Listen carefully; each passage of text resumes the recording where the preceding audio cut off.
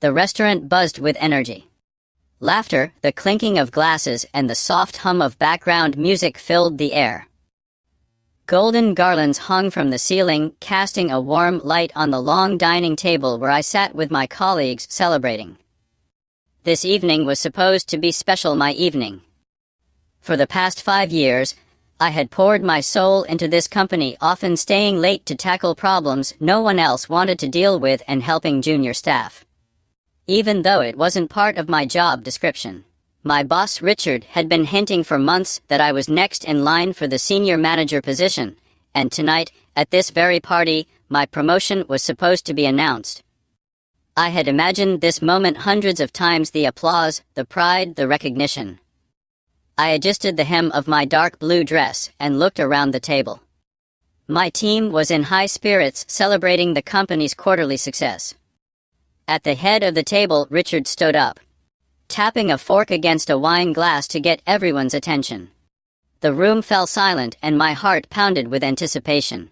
Tonight, he began in his deep voice, overriding the noise, I want to recognize someone truly outstanding who has shown incredible dedication, energy, and talent in a very short time at our company.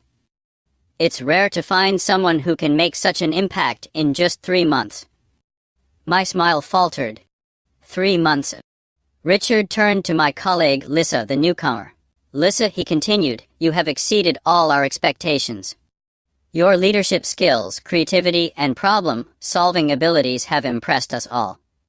So it is with great pleasure that I officially announce your promotion to senior manager. The room erupted in applause. I sat frozen, my fingers clutching the stem of a champagne glass. A lump formed in my throat, but I forced a smile and joined in the clapping as Lisa stood up, blushing and modestly accepting her new role. This couldn't be true. The world tilted slightly as Richard turned to me, as if he had just remembered I was there. He smirked. And of course, Katie, you have been such a valuable part of the team. We appreciate everything you do. Empty words, a pat on the back after 5 years of hard work. I swallowed the lump in my throat and smiled wider. Of course, Lisa absolutely deserves this, I said, raising my glass in a toast. Richard nodded approvingly. She's already doing more than you, Katie. You should learn from her, he said. Laughter filled the room. Lisa giggled awkwardly and muttered, oh, I wouldn't say that, but the words hung in the air like a slap. I laughed along with them. What else could I do? Cry? Beg? Ask why he had been misleading me for months only to humiliate me? Instead, I took a slow sip from my glass. The evening continued.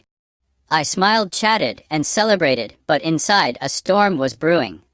When the party finally ended and I stepped out into the cool night air, I pulled out my phone, my fingers trembling slightly as I typed a short, simple email to her. Subject, resignation notice. Dear Richard, please find attached my official resignation letter, effective immediately. Best regards, Katie. I hesitated for only a second before hitting send. As soon as the email was sent, I took a deep breath. For the first time in years, I felt something unexpected relief. But I wasn't done yet. On Monday, Richard would find out what happens when you underestimate the wrong person. That Monday morning, the office felt different as I walked through the front doors with a sense of quiet satisfaction. My resignation letter was already in Richard's inbox, and he had no idea what was coming. Everything seemed normal at first glance. The receptionist greeted me with a bright smile, colleagues gathered around the coffee machine chatting over their morning coffee, and Lisa was already at her desk, basking in the glow of her new promotion. I wasn't angry at Lisa. She hadn't done anything wrong. The real problem sat in the corner office, the man who had been lying to my face for months, making me believe I was valued, only to discard me like I meant nothing. I settled into my seat, carefully placing my bag next to the desk and turning on my computer. I wanted Richard to come to me, and right on cue his office door swung open. Katie in my office? No. The entire floor fell silent. Colleagues exchanged nervous glances. No one had ever heard Richard use that tone before, urgent, desperate, frantic. I slowly stood up, smoothed my blouse, and walked into his office. The door clicked shut behind me. Richard was already seated at his desk, my printed resignation letter in front of him. He looked up, studying my face as if trying to gauge whether this was some kind of joke. "You're leaving?" he asked, disbelief in his voice. "Yes," I said, taking a seat across from him. "As of today." "But why so sudden?" "We didn't discuss this," he said quietly. I chuckled. "We didn't discuss Lissa's promotion either, but here we are." His jaw tightened. "Katie, this wasn't personal. She just outperformed you. She's been here for 3 months," he said. I tilted my head slightly. "If that's what you think, Richard." He leaned forward. "You know I value you, right? You've been an important part of this company for 5 years. I don't want to lose you." I stared at him, astonished by the audacity of his words. "You don't want to lose me," I repeated, raising an eyebrow. "But you had no problem passing me over for a promotion I'd worked years for. You had no problem laughing at me when I was humiliated at my own celebration. And you had no problem telling me to learn from someone who just started. Yet, now that you're losing key clients and watching your company crumble, you're offering me everything I deserved long ago." His usual confidence began to crumble. "Listen," he said, running a hand through his hair. "Maybe I made a mistake. Maybe I should have handled things differently, but quitting like this out of the blue, that's not the right decision, Katie. You're acting on emotions." I smiled, but there was no warmth in it. "I sent that email on Friday night, Richard. If this were just emotions, I would have left right then. But I didn't. I planned everything and am leaving on my terms." His hand clenched into a fist on the desk. He wasn't used to losing. "And what are you going to do?" he asked sharply. "Go to the competition." I reminded him, "We have a non-compete agreement, Richard." He frowned. "What do you mean?" I took a deep breath, savoring the moment. "Do you remember Andrew Carter, the CHO you fired last year?" Richard tensed. Of course, he remembered. Andrew had been one of the company's most valuable employees, but he and Richard had clashed too often, and Richard had kicked him out, thinking he was replaceable. "Andrew reached out to me a few months ago," I continued. "He's starting his own firm and wanted me to head the operations department, a director-level position. At first, I declined. I was loyal to this company. But Friday night changed everything. I called him right after the party, and he made me the offer again. I accepted." Silence. Pure, genuine shock. Richard stared at me, trying to process what he had heard. "You're going to Andrew?" he finally managed to say, his voice strained. "I start next Monday," I confirmed. He opened his mouth, closed it, then exhaled sharply. "Katie, be reasonable. This company has been your home for 5 years. We can work something out. We can talk." "I don't want to talk," I interrupted calmly. "This decision is final." His jaw clenched. "You won't be able to come back." I smiled. "I won't need to." I turned to leave but paused at the door. "You know, Richard," I said over my shoulder, "it's funny how you start to value someone only when they're leaving." Then I walked out, closing the door behind me and leaving him alone with the consequences of his actions.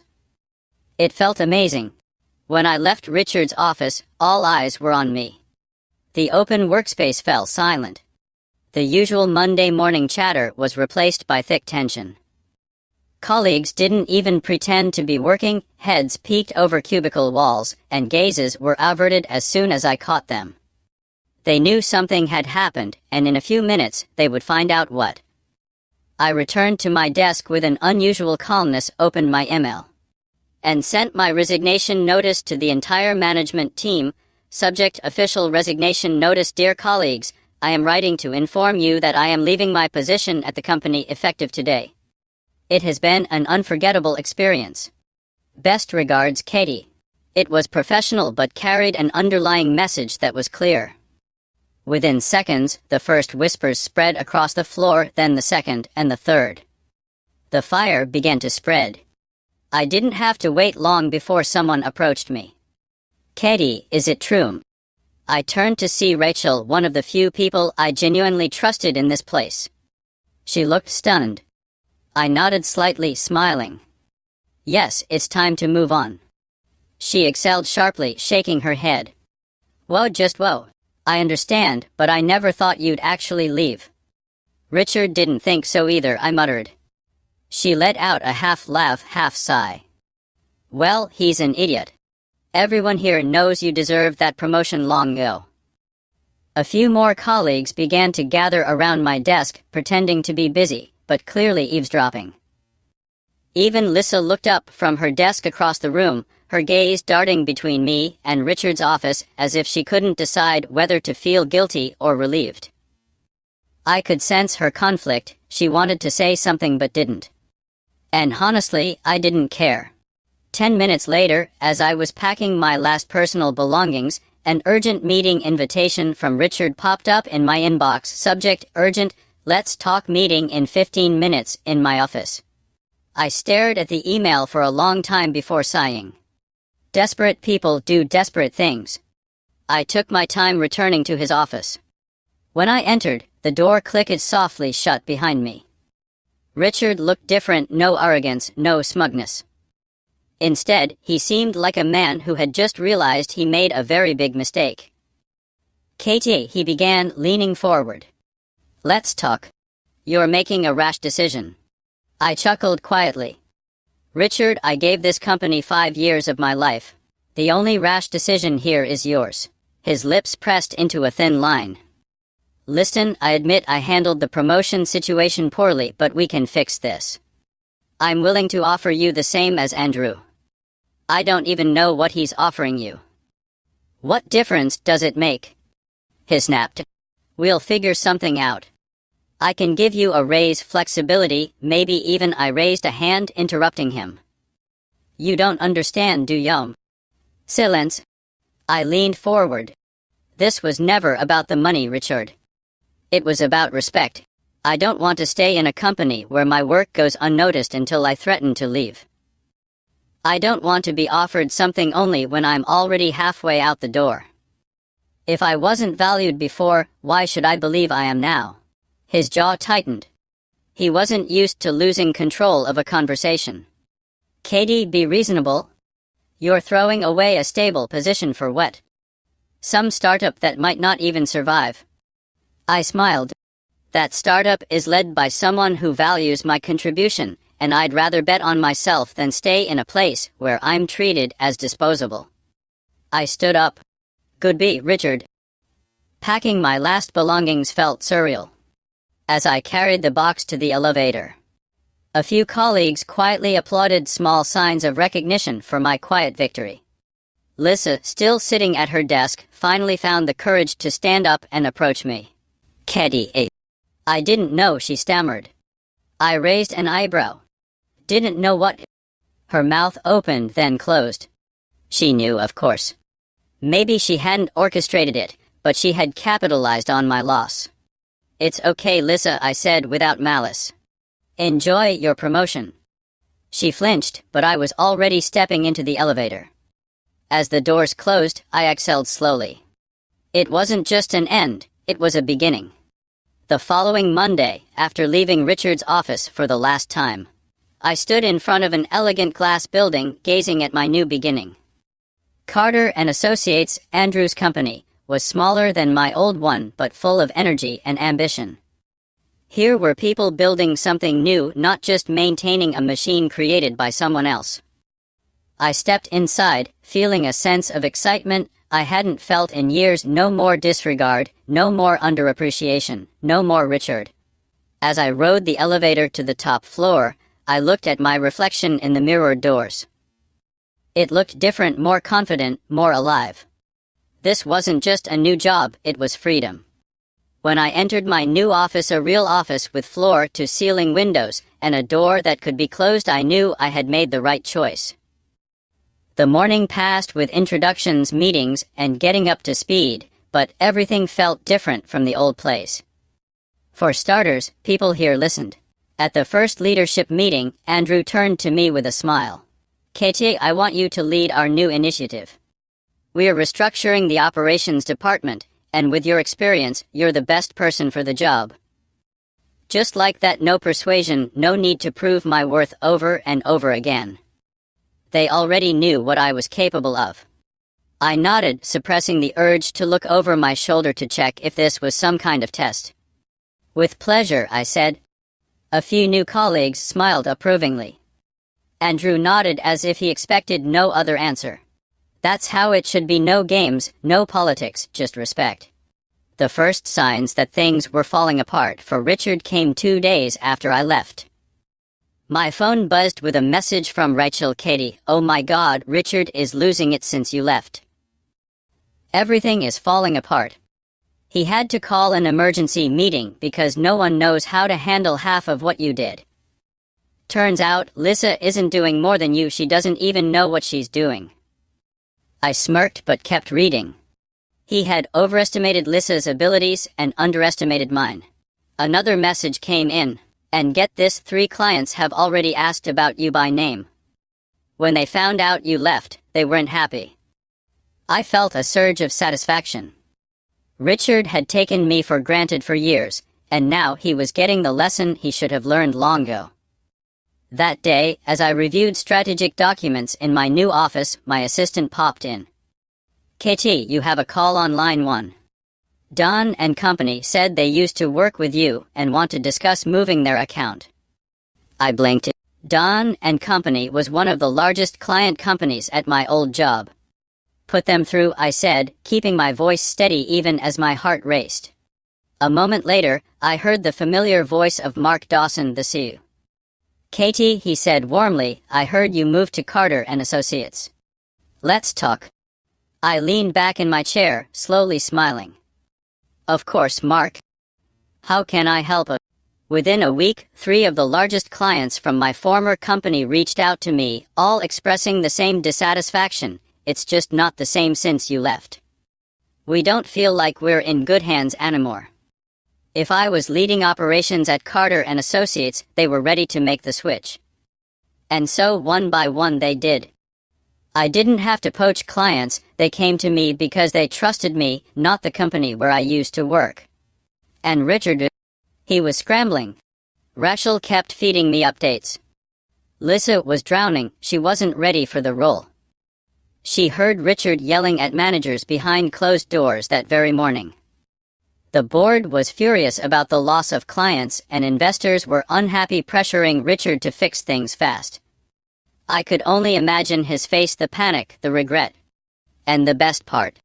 I hadn't even tried to hurt him. I was just thriving elsewhere. That Friday evening, as I wrapped up my workday, my phone buzzed with an email from Richard. I raised an eyebrow and opened it. Subject, proposal. Katie. I would like to talk. I think we can reach a mutually beneficial agreement if you're open to it. Let's schedule a meeting next week to discuss options. Looking forward to your response. Best, Richard. I leaned back in my chair, quietly laughing. He was desperate, and for the first time in 5 years, I held all the power. I stared at Richard's email for a few moments, savoring the irony. The man who had so easily dismissed me, who had laughed at me, who had said Lisa was doing more than me, was now reaching out. And I knew why. His world was crumbling. I didn't rush my response, crafting it with calm, deliberate control. Subject, re-proposal. Richard, I'm available for a short meeting on Monday at 10 a.m. Let me know if that works for you. Best, Katie. I hit send and closed my laptop. I wasn't going to that meeting to negotiate, I was going to watch him squirm. At 10:00 a.m. on Monday, I walked into the familiar glass office building I had left just a few weeks earlier. Everything felt different. The receptionist hesitated before greeting me, unsure whether I was a guest or a ghost from the past. Colleagues stole glances as I passed, but they all knew. And then, when I entered Richard's office, I saw him. He looked terrible. Dark circles under his eyes, nervous energy in the way he sat, fingers restlessly tapping on the desk. This was not the arrogant man who had belittled me weeks ago. Thanks for coming, he said, forcing a strained smile. I sat down, crossing my legs and placing my hands on my knees. Of course. What's on your mind? He exhaled and leaned forward. I won't waste your time. We need you back, Katie. I said nothing, letting the words hang in the air, heavy with irony. He continued, I underestimated your role here. I admit that. But we can fix this if you come back. I'm willing to offer you a significant raise, a senior leadership position, and full authority over your department. He leaned back, clearly expecting me to be impressed. I wasn't. I tilted my head. Let's clarify something. You had 5 years to recognize my value, 5 years to promote me, 5 years to respect my work. But instead, you chose someone with 3 months of experience and told me to learn from her how to be better. And now, after losing key clients and watching your company go downhill, you're suddenly offering me everything I deserved long ago. His jaw tightened. Katie, listen. I raised a hand, stopping him. Let me ask you something. If I hadn't left, would I be sitting in this chair right now? Would you have offered me this out of gratitude, or are you only doing this because you're losing control? His silence said it all. He tried to hide it, but I saw the truth in his eyes. He hadn't valued me until it started costing him dearly. I chuckled quietly, a hint of amusement in my voice. That's what I thought. His desperation surfaced. Katie, be smart. You have a history here, a future. You're really going to throw away all your hard work at this company? I smiled. Richard, you still don't get it. I stood up, smoothing my jacket, and leaned in slightly. I didn't need you, you needed me. And now you finally realize it. His face darkened, but I saw a flicker of panic in his eyes. I turned to leave but paused at the door. You should learn something, Richard, I said softly, returning his own words to him. Maybe next time, you'll learn to value the people who truly make your company work. Then I walked out, and this time, I didn't look back. Returning to Carter and Associates, things were looking up. Our client list had nearly doubled, and more companies were leaving Richard's sinking ship to join us. And then, on a quiet Friday evening, Rachel sent me the final update that made me laugh out loud. Richard had just been fired. The board had forced him out. They couldn't recover from the loss of clients. I leaned back in my chair, sipping my coffee. Perfect. Richard thought I was replaceable, but it turned out he was the disposable one. And me? I was exactly where I belonged.